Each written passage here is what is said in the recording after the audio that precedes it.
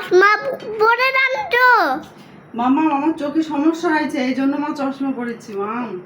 ও দিদিটা থাকলে তো রান্না করে দিতে পারতো।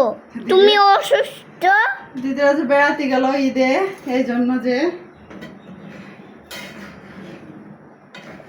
আজকে আমি কি রাঁধছি জানো?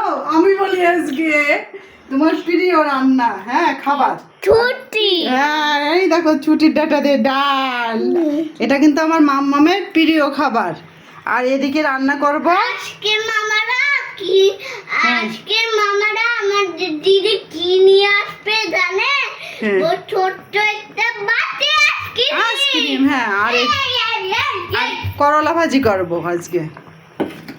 মনা আজকে খুশি, মনার দিদিরা আজকে বাইরে গেছে, মনার জন্য আইসক্রিম আনবে, এই জন্য মনা মা খুব খুশি। ভালো থাকেন সবাই, নমস্কার।